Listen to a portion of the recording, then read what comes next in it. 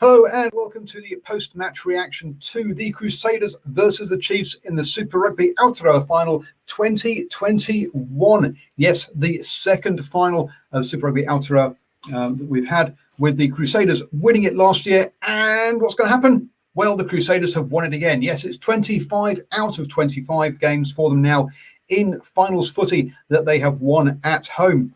That includes this was the seventh actually grand final then, because it included 6 coming into this game, and that was the 7th grand final at home that they have won. So massive congratulations to the Crusaders in that one. Was it all razzle dazzle? No, it wasn't, but the weather didn't help that at all, did it, Ashwin?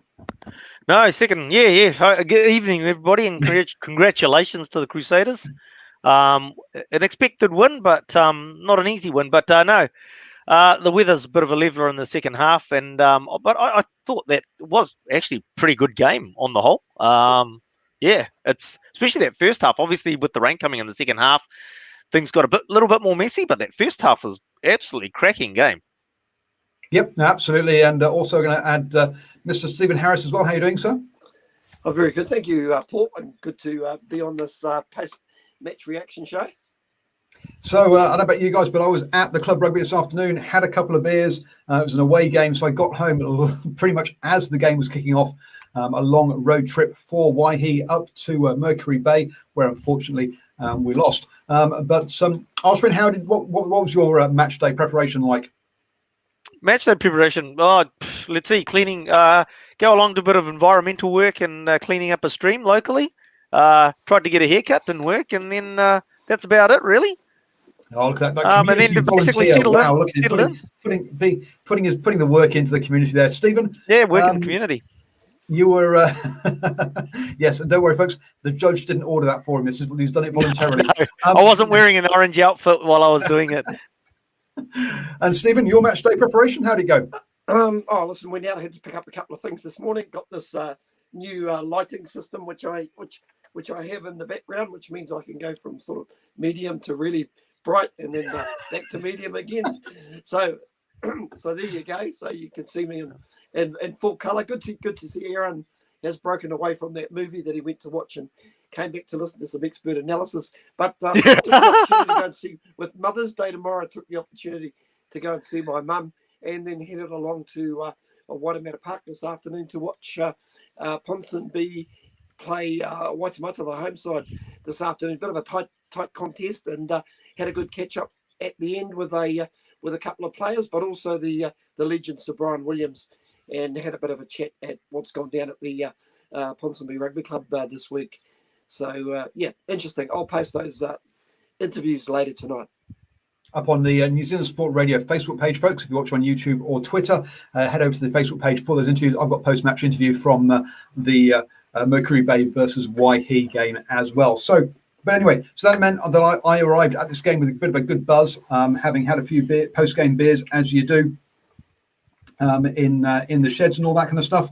Don't worry, folks. I wasn't playing. I was the video man, so part of the management team. So no, don't worry. I'm not injured coming into this game. But look, kicking off then early, and it was a matter of the Crusaders sort of taking their chances, wasn't it? Sever Reese scoring out wide, and Mwanga's boot he was on target tonight with some good kicking accuracy, Ashwin. Well, this was rather strange, isn't it? I mean, actually, let's talk about those first 2 tries, because he converts the hard one from the sideline, and the other one, which was relatively simple, he actually ended up missing. So rather surprising, and it probably sort of summed up Mwanga's game for the first 60 minutes of that game. The Chiefs were able to keep him in check, basically, until the Crusaders got the 2 yellow cards, and then he stepped up, and it was game over from that point on. Well, yeah, you've rushed into that second half. Oh, yeah, but I had to, because we're on Mwanga. We're talking about Mwanga, so we had to, I get that. Yeah. But I mean, but look, I mean, it was, it's just Will Jordan getting bounces of the ball. It's just like, peas and carrots, right? They go together. And that also used to happen to Bowden Barrett. Those kicks. Yeah. You can see, you know what? Really good players that are really good, that are really quick and got good eye-hand coordination usually get those bounces. I don't know what it is, but It is what Yep. it is. But I mean, you look at that ball in particular. I mean, Damien McKenzie. I mean, that's the second try, obviously, but the Damien McKenzie looks like he's got it covered. And it sort of just takes a little bit of a break to one side, and yeah, the fact that he's going down gave him no option, no opportunity to change, and falls straight into the hands of Will Jordan. And suddenly, Stephen, it's 12-3, and you're putting in our chat, game over. I mean, it felt like it could explode at that point, didn't it? Yeah, I put that in because I feel with a side like the Crusaders, you've got to get out of the blocks really fast and put them under a little bit of scoreboard pressure. When they get ahead by X amount of points, you're constantly chasing the game, and that's your your issue when you're playing these guys. You give them anything that's over or tries and over, then you're struggling. Yeah. And it's just like, I mean, Jordan's talking about, sort of off night for DMAC. And I actually felt it started almost from that first Crusaders try, the Sevu Reece try, because he actually doesn't come up quickly enough onto Sevu Reece. He lets Sevu Reece come at him before he takes a few steps forward. If he had come up immediately, he had the chance to shut him down. But once Sevu Reece had a bit of way on, he was always going to sort of like get either in the tackle or just go over the top of DMAC and score that try, which is what happened. Yep. The Chiefs did come back with the 13-man driving more, or 13-man line out. I think it was actually 12, actually, because you got the thrower, you got the scrum half, and then you've also got the you got DMAC in the outfield. I think it's a 12-man line out. I don't think the commentators could count, but there you go. No, commentators, you are making a mistake. Get out. So whether it was whether it was a 12 or 30-man line, it doesn't matter. Something we've seen Warren Gatland do with Wales, and funnily enough, a Warren Gatland side with Warren Gatland's obviously involved with the Chiefs, so maybe that's where the idea came from. But I've been told that it's also been used by Canada as well. So look, it didn't work. Perhaps mixing your forwards and your backs in a maul is not necessarily the best idea when your backs don't really know what they're doing. But hey, it came out wide. DMAC scores in the corner and scores it nicely. And suddenly it's 12-10 and it's game back on. And all of us doomsayers who are thinking, oh geez, this could be one-sided. I mean, that's something like, yep, look, we have a game. This is going to be good. Alstrom. Look, it's interesting. You mentioned that 12-man line out, and that probably sort of, for all the endeavour that the Chiefs put in tonight, the problems that they had was their line out was totally dysfunctional. When you've got a 12-man line out, realistically speaking, let's face it, if you set that maul correctly, if you set that line out correctly, you bring it down, that defensive side should have no hope of stopping that drive going forward. And the Crusaders nullified it easily because they were just so dysfunctional. And that was right through their line outs all through the game. Steve, you want to jump in, so I'll let you. Yeah. To be honest, Ashwin, that's where having Barrett, Whitelock, and Callum Grace, all really, really tall men, just numbering up in the right places, is going to cause your line out to be dysfunctional. Yep. As well. And it was a little unfortunate for the Chiefs. Maybe it was a night where they needed to go short to the front of the line out, or pull in short line outs, or use some of their lighter guys like Jacobson as a lifter. Yeah, but jumper, beg your pardon. But the other thing was that you're probably looking at tonight's game, the final, and the Crusaders challenged for more lineouts than as a percentage across a game than any other game that we've seen this year, right? Yeah. Is the fact is that they were up there. So they'd obviously done a bit of homework. So it's not just the fact that they've got that height. They used that height by doing the homework of where they were going to target the Chiefs lineout. And there was never any good, clean ball out of that Chiefs lineout. It was always that fraction, you're talking about a game of milliseconds, always that millisecond slow. And that's where you've alluded to Whitelock, Barrett, and Grace. I've been a bit harsh on the Crusaders this year in forward pack, and it's just like, I wouldn't say they're as good as previous seasons, but they definitely lifted it. They definitely lifted it tonight. There was that forward performance for the Crusaders was much better than anything that they've put forward this year so far.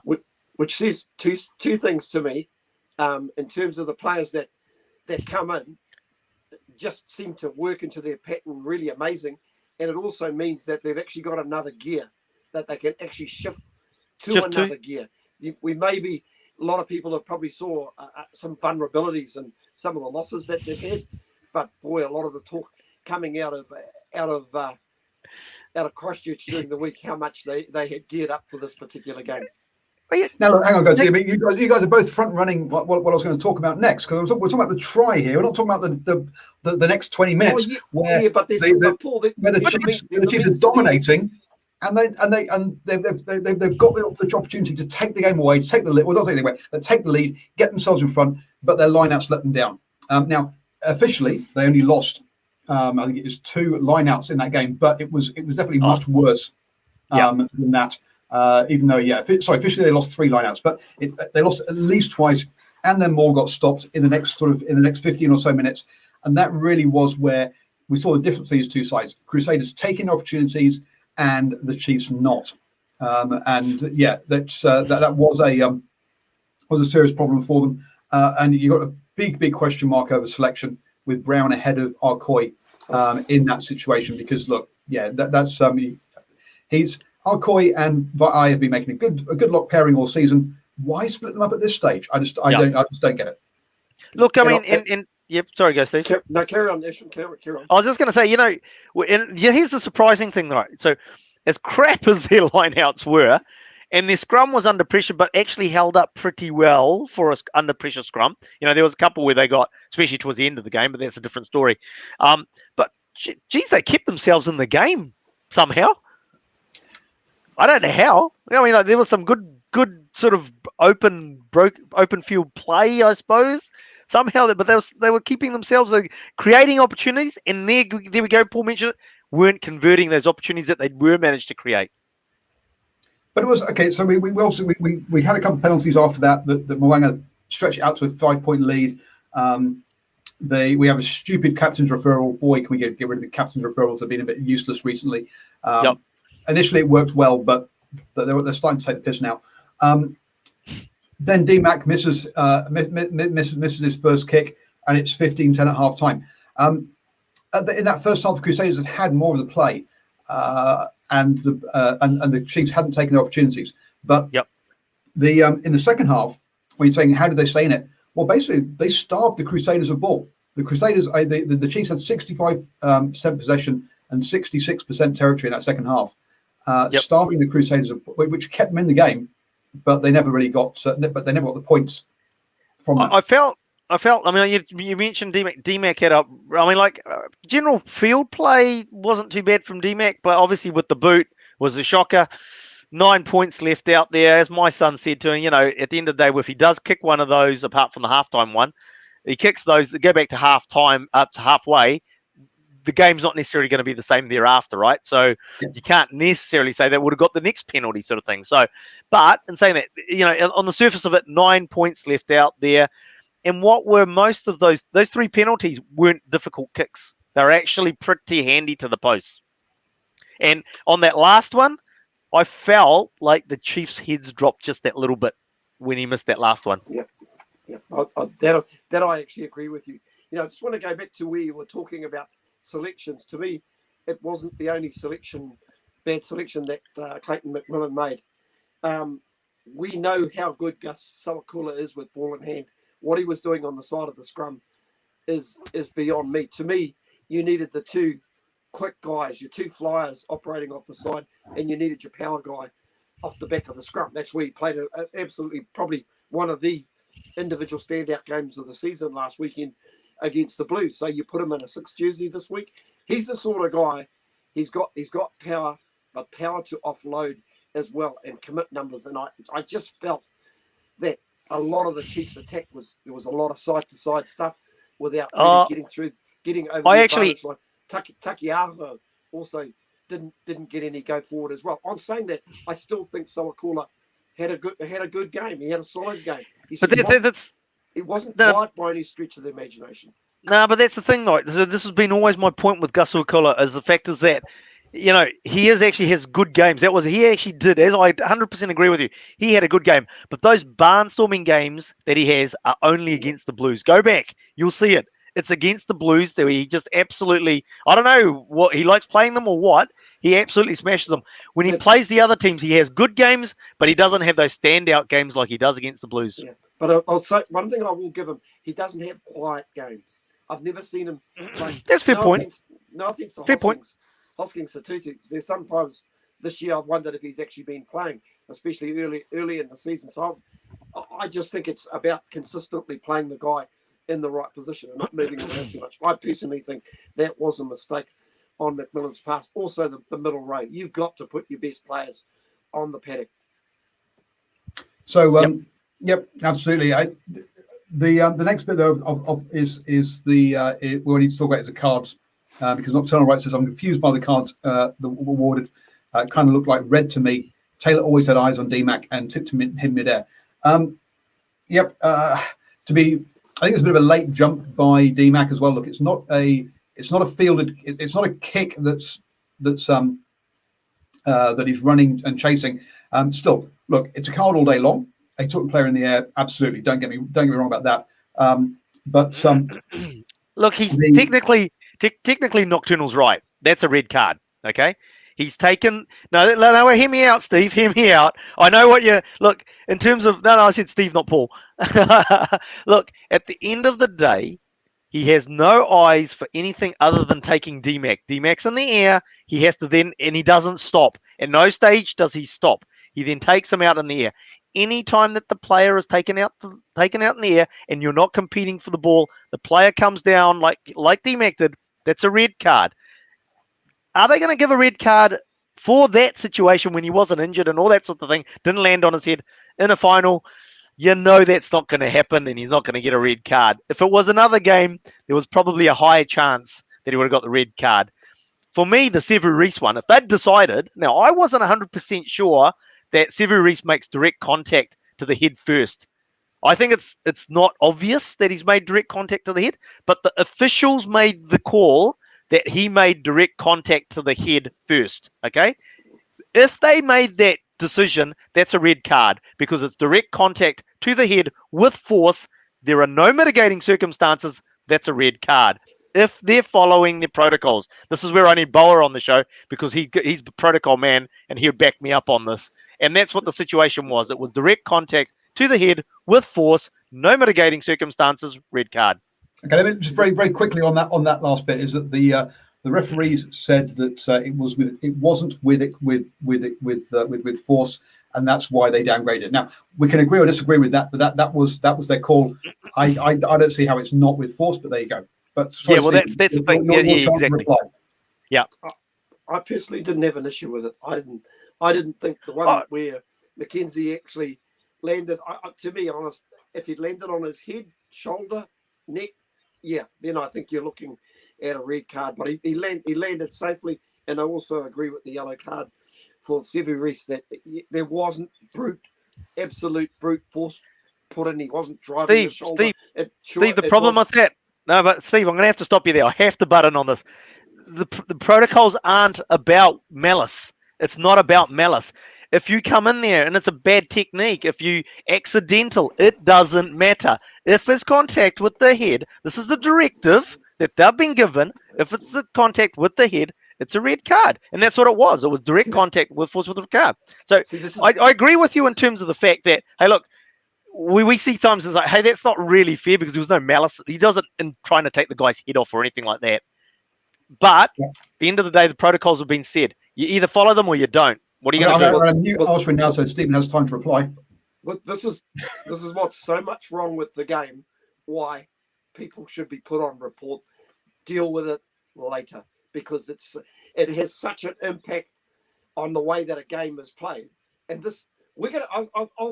I'll put money on it now. We will be talking about the same thing in 5 years' time. Seriously. Absolutely. But that's what we're saying. As we're talking about the next 5 years, we're not going to over-talk about it too much more. We have a disagreement as to whether it should be red or not. I think it was a red one, personally, because, I think, again, it was forced ahead. But I understand. But I'm saying it for different reasons to you, Paul. Paul, I'm saying it from different reasons to you, right? I'm saying it because it's the protocols that they've put in place. That's what I'm saying. Yeah. Well, you don't follow your own protocols. What's the point?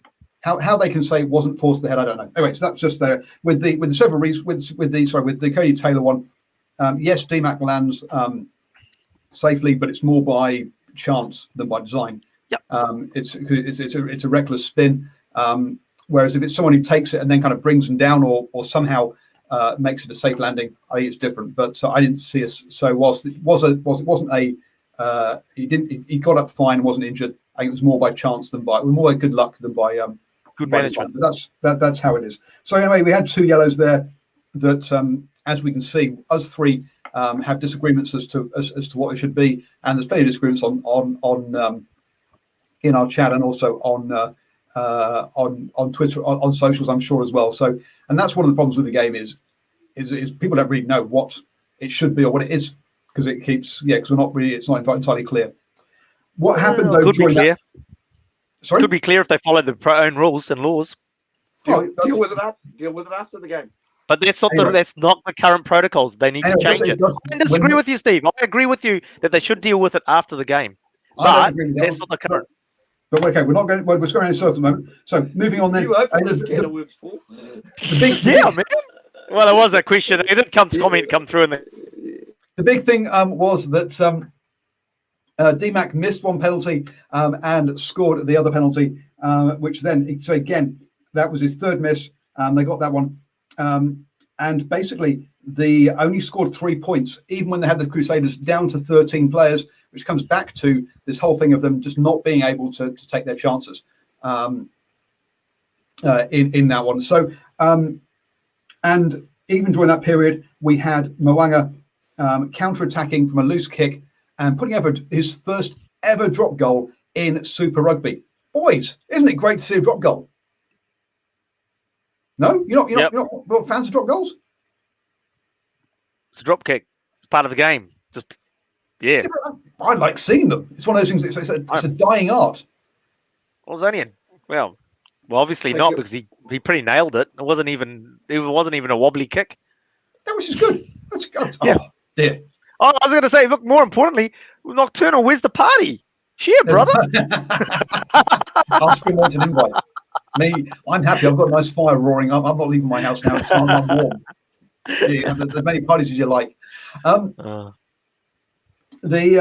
that was, and at that point, you kind of like, the 8 points. It became a, it was only a 5-point lead at that point, but it was that you can kind of like look. The Chiefs have had their opportunity. They had the opportunity in the first half where they had all that possession, but lost their lineouts and couldn't get the maul going. They had the opportunity in the second half when they had the Crusaders down to 13 players but couldn't score. And the Crusaders put together a good maul during that point, which also sucked up a lot of time. The Crusaders played sensible rugby, putting pressure on the Chiefs, and it's really that point. All the Chiefs' kicks, we had Bridge. He only made 1 run all game, but he was solid under the high ball, as was Jordan, as was Mwanga. So all those contestable kicks just about always came down on the Crusaders' side, apart from one where we had. I've gone blank as the replacement scrum half who was doing obstruction. What? Sorry for who? Drummond or Hall, one of the two did obstruction during a kick. It's Hall. So you got to say that that tactic, that kicking tactic by the Chiefs just wasn't working. When they kicked long, they got counter-attacked and gave clean breaks. When they kicked shortly and contestable, they lost the ball, and so the Chiefs had it all under the control. Something changed, mate. Something changed because they actually did. They did, but their first half kick and chase game was far better than their second half kick and chase game. They whether it was the short kick or the long kick, the Chiefs' line was not there. Or whatever pattern they were using when the kick chase wasn't there in the second half, and so the Crusaders had plenty of time to return the ball. Yep. Because I mean, we talked about actually their coaching staff talked about it. They said we've got to play the game in the other half and let them try and get out of it. Try and let the Crusaders work their way out of it. That's what I think it was in the halftime little chat that they have with the assistant coach. That's what they said. So. Effectively, the game plan was sort of the same. Play it in the Crusaders' territory, let them come out of the half, but they didn't follow it up with the right chase. And the rain was there, right? So to make handling difficult, to make it hard to play at our own half, all the conditions were right there, but the Chiefs just couldn't take advantage of it. A couple of penalties then by Mwanga, meaning that he picked up all 9 points for the Crusaders in that second half, which stretched it out to a 2-score lead. Then it stretched out to a 2-try lead, and the Chiefs just really struggled. They just kept on trying to chase that game, but the scoreboard was against them. And the fact they never got their noses in front meant that they were chasing this game all the way through from the 7th minute. Hey, this is like how hard is Will Jordan making it to sort of leave him out of an All Black jersey in 15, eh? It's just like I mean, there is a logjam there. Geordie Barrett. I mean, it's a hard call on Geordie if he's not there as well. So, I mean, I don't know. I don't want to be an All Black selector for picking that one. I probably would go Will Jordan, but I wouldn't say there's a lot of competition for that 15 jersey in particular. There is, but I mean, what about that basketball pass at the end there that he gave Enor, which Enor knocked on? I mean, Enor had no chance of catching that. I think he sometimes gets a bit carried away and tries pushing it a bit too far. But I guess with the game won at that point, it didn't make much difference. But hey, Steve, what do you reckon? I know this is. I mean, would you look at putting him, say, a Jordan on the a 14 jersey, and then you could have that Barrett at 15? You know what they did with Corey Jane and Izzy Dag type thing. We're effectively two fullbacks. I think he's got to be on the field. He's got I like the way Geordie Barrett's been playing because he's just got such a big boot and he's physical. And if you put high kicks in the air, you know that somebody like Will Jordan will be really contestable on those high Both kicks. of them. Just got so much. He's got top end pace as well, so he can class step out into that position. Listen, there's a couple of players I just want to throw into the mix as well. David Havili just gets better and better in that second five position because I think he just offers options with his boot and him and Leonard Brown. Yeah, they're locking. Yep, they're totally. As a midfield. For me too, actually. For me too. Yep, 100%. I thought Havili was quite quiet apart from with the boot. I'm not sure. No. So what I was going to say about that Crusaders backline tonight, I think, obviously they had the old classes of genius and touches of class, and in the backline, they actually had a pretty just a steady night where they basically just looked to not make mistakes, to take the right options. They weren't trying to be too flashy or anything like that. And so that's why I sort of think, Havili, reason why I'd have him at 12. Obviously, the game plan was not to do anything stupid. Don't give him the opportunities, and just give him the take the right options, and he did that. Yeah. Through the Crusaders' defense. Yeah, he went through the Crusaders' defense better than the Chiefs. yeah, exactly. It's very good, Jordan Clark. You're a witty guy. So I think Havili, I still think he had a good game. Good between good and great. I'd say still give him a B+. So lots of carrying and endeavour from the Chiefs. I mean, Takilaho 10 carries, but only 18 metres. Sawakula 9 carries, only 29 metres. Luke Jacobson 10 carries for 43. Lots of endeavour, but not much result. And I don't think we can criticise the Chiefs for lack of trying in this game. I think they tried, but they just didn't. They just couldn't quite execute. Couldn't get that last pass working. For the Crusaders, obviously we've mentioned Jordan. Lester Farunuku we should probably talk about as well. 4 defenders beaten. His carrying, particularly in that first half, was very strong and got them over that gain line and gave them front football. Obviously a makeshift centre there, but I think he had a decent game. Didn't pass the ball once though, which really shows that he isn't the centre, that he's actually a winger. But that's what he's been able to do. Exactly. We've seen games where he has passed the ball. We have seen games where he's set up his outsides. I think today, as I alluded to, they had a game plan where they weren't going to try anything in their backline too outrageous. They were using him as a battering ram, making sure that the support players were there to ensure that they cleaned out to protect the ball. And he did his job, get over the advantage line. The support players did their job in getting there and protecting the ball, gets them that go forward ball, which really led to that second try for Jordan. Yep.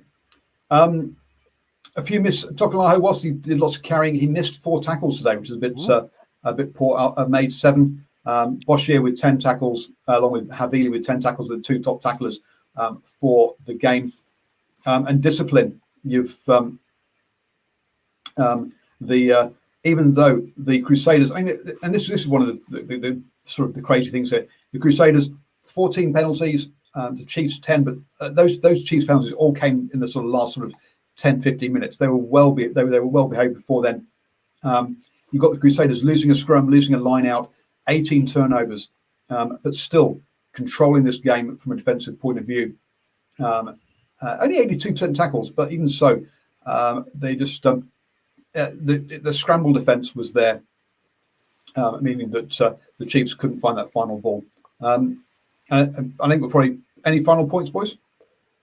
There was one play that I actually thought should have been a card, and that was the scramble in the end goal area where I think it was George Bridge basically palmed it back over the goal line. I actually think that should have been a card.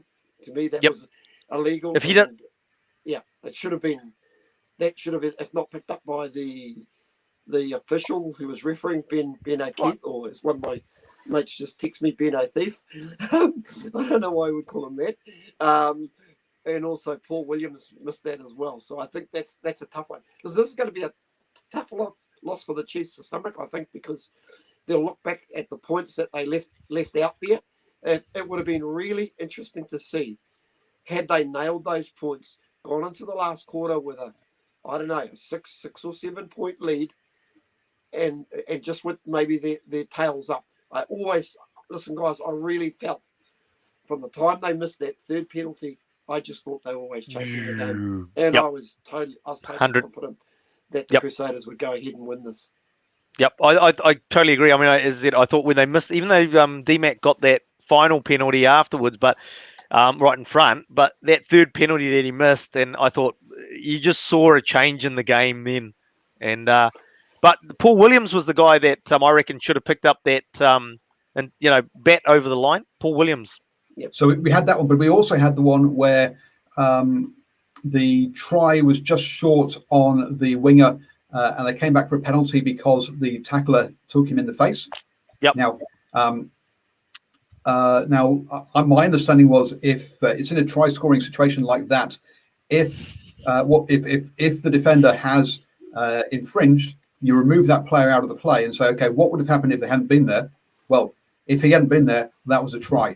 So that's where we come back to the fact is that protocols versus what's right.